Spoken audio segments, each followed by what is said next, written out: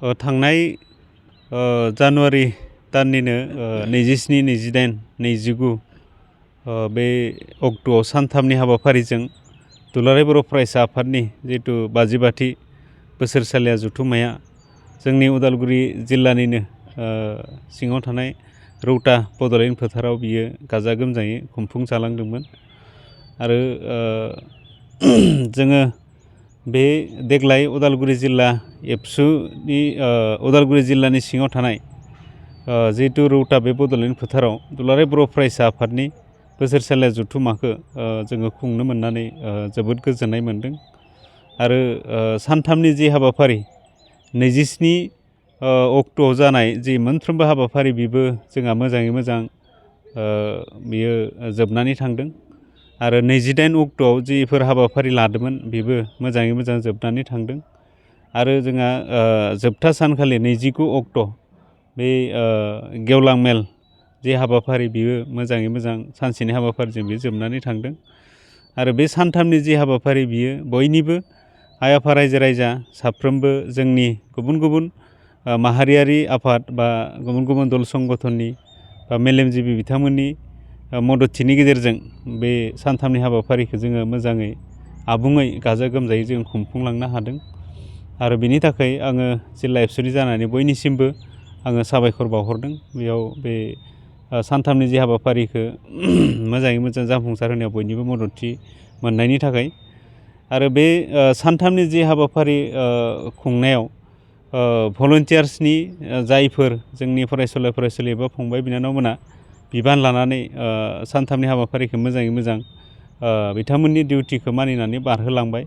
दा बिनि थाखायबो आङो जिल्ला एबसुनि जानानै बिथांमोननिसिम रोजा रोजा साबायखर बावहरदों नाथाय मोनसे जोङो भिडिअ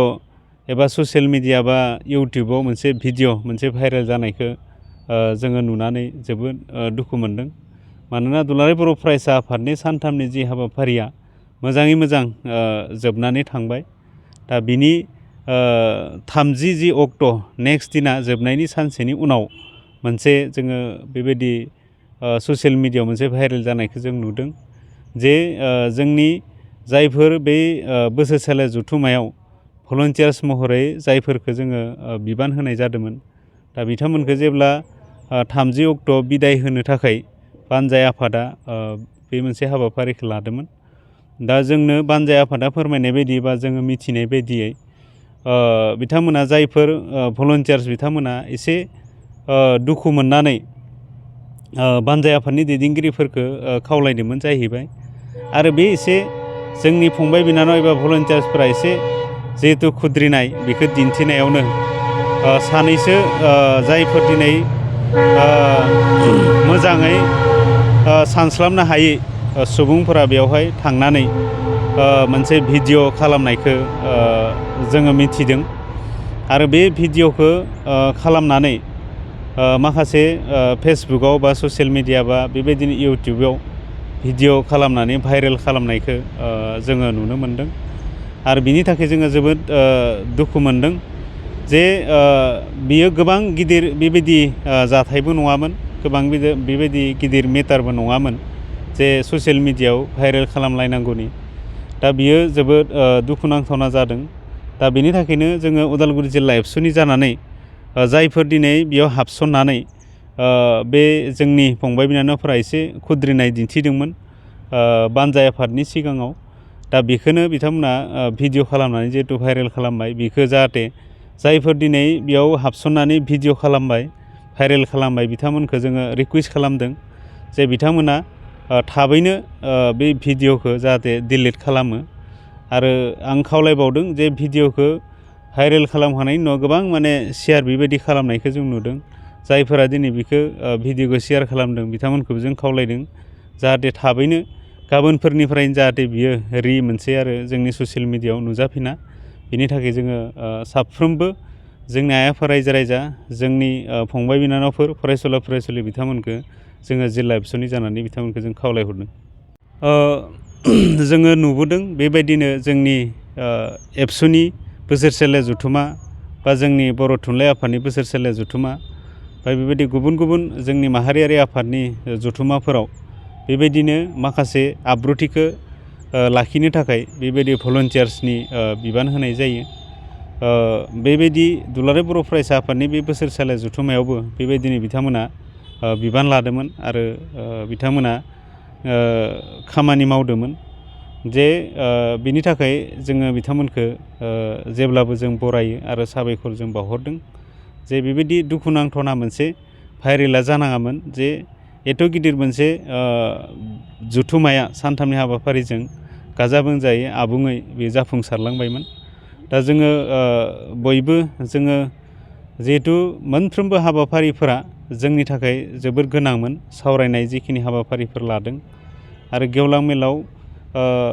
मोनसे जारिमिनारि होननानै जों बुंनांगोन जे एबसुनि जे बोसोरसालिया जथुम्मायाव आसामनि गिबि मन्थ्रिया फैनानै जोंनि बिटिआर एकर्डनि माखासे दफाफोरनि सायाव मावफुंनायनि जे बिथांमोना थांखि लादों बिनि सायाव बिथाङा फैनानै जोंनो फोरमायलांदों आरो बेखायनो जोङो बे जथुम्माखौ जारिमिनारि मोनसे होननानै जों बेखौ गनायनानै लादों। दा बेफोरबायदि माखासे हाबाफारिफोरखौ जों बयबो नुदों आरो बेवहाय बयबो फैदों। दा एथ' गिदिर बे बोसोरसालिया जथुम्माया मोनफ्रोमबो हाबाफारिफ्रा मोजाङै जाफुंसारलांनायखौ बयबो बरायदों आरो बेवहाय बयबो बाहागो लाफैनानै मददथि होफैदों। दा बिनि उनाव बे फिसा मोनसे मेटारखौ लानानै ससियेल मिडियायाव भाइरेल खालामनायासो जोंनि थाखाय जोबोद दुखुनांथावना जादों। आं बेखायनो सानो जाहाथे आरो खेबसेबाव आं जोबनायाव बेखौनो खावलायनो सानदों बयखौबो जोंनि साफ्रोमबो आइ आफा बर' रायजो राजा आरो जोंनि गुबुन गुबुन दल संगठनाव थानाय मानगोनां बिथांमोन आरो गुबुन गुबुन राजखान्थियारि दोलो बा अराजखान्थियारि दोलोआव थानाय मानगोनां बिथांमोन जोंनि फंबाय बिनानाव फरायसुला नोंथांमोनखौ आं खावलायदों जे बे ससियेल मिडियायाव भाइरेल जानाय बा इउटुबाव जिहेथु भाइरेल जानाय बेखौ थाबैनो जाहाथे बयबो डिलिट खालामो। दा बिनि थाखाय आङो जिल्ला एबसुनि जानानै आरोबाव खेबसेबाव आं बयखौबो खावलायहरदों। बेबायदिनो इयुनाव जाहाथे बेबायदि फिसा फिसा मेटारफोरखौ लानानै बेबायदि ससियेल मिडियायाव भाइरेल खालामनानै जोङो गावनि हारिनि फारसे बेबायदि लाजिथाव मोनसे आखल आखुखौ जाहाथे जों बयबो दिन्थिलाया बेनि थाखाय आङो जिल्ला एबसुनि जानानै बयखौबो खावलायहरदों।